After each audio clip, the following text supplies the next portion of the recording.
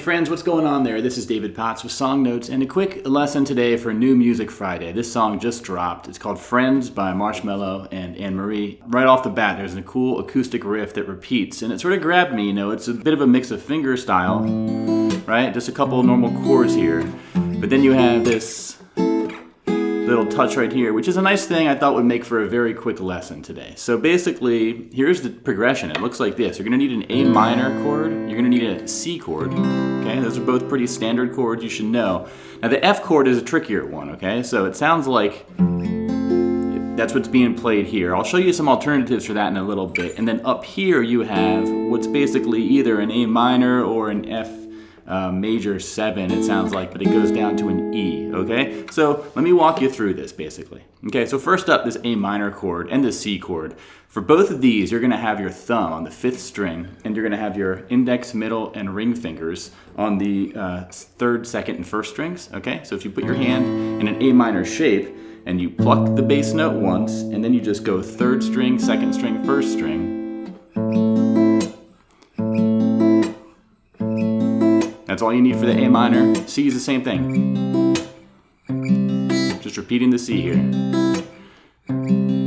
Now the F's where it gets tricky. Okay, the F, basically a full F is 1st fret, 3rd fret, 3rd fret, 2nd fret, 1st fret, 1st fret. And that's a tricky chord to play. Now if you want to do it, it sounds like what's happening here is you're playing the 6th string, and then you're playing 3rd, 2nd, 1st strings, okay? And that's 2nd fret on the 3rd string, and then 1st fret on the 1st and 2nd string.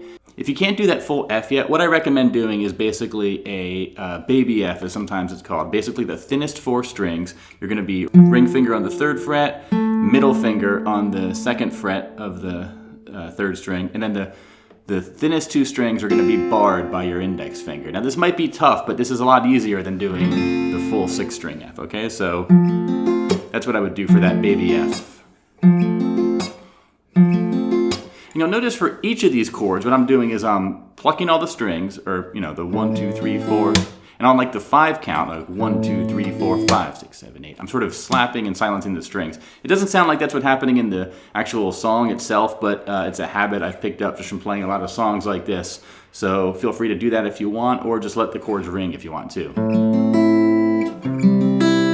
Although I think silencing them is kind of nice. Okay, so that's the first 3 chords, and then the last part here, let's look at this. You're going to use some like mini bar chords here.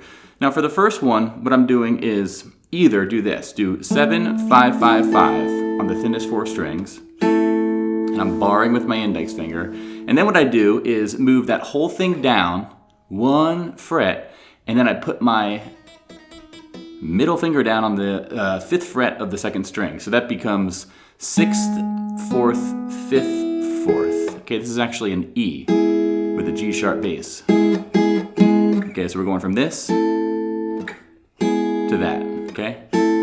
Now, if this is crazily difficult for you, you can simplify it a bit by just worrying about the thinnest 3 strings. You could do, okay? The hardest part of this will be the 5, 5, 5 on the thinnest 3 strings. 5th fret, 5th fret, 5th fret, all right?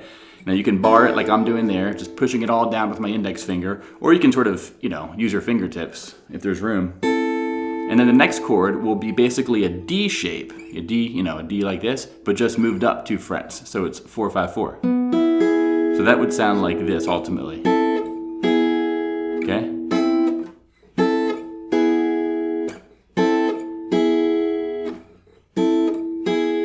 All right, the whole thing would be.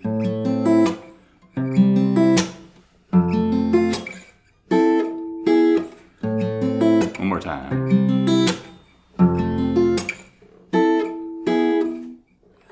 All right, so that's all you need for that main riff you hear throughout the song. Now, if you want to get away from the fingerstyle and you want to get a bit more heavy and chunkier and strummier for some of the chorus and the drops of this song, I would basically do this progression. Okay, it's A minor for 4 counts, C for 4 counts, F, and you're going to stay on F for 4 counts, but then the 4th measure, you're going to do you're gonna split it between F and E. So you're gonna do 2 of F and 2 of E. So that would be A minor 2, 3, 4, C 2, 3, 4, F 2, 3, 4, F, E, A minor 2, 3, 4, C 2, 3, 4, F 2, 3, 4, F, E.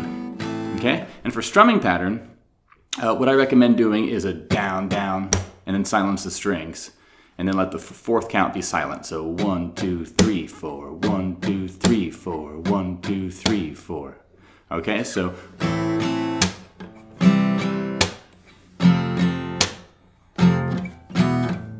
And then just a single down strum on the final F and E. Down, down, down, down, down, down, mute, down, down, mute, down, down, down, down, mute. Down, down, mute, down, down, mute, down, down. Okay? And A minor is where you're always going to end.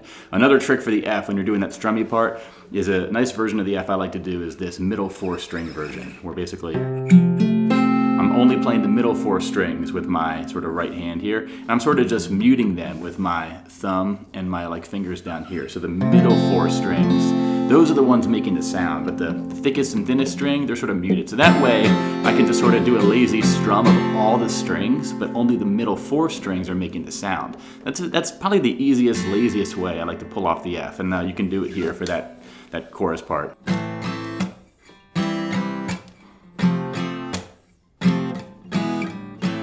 Okay?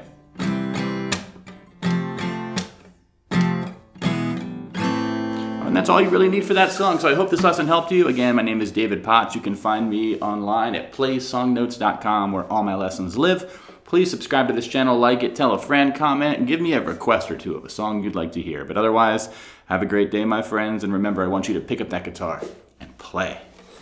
Bye-bye.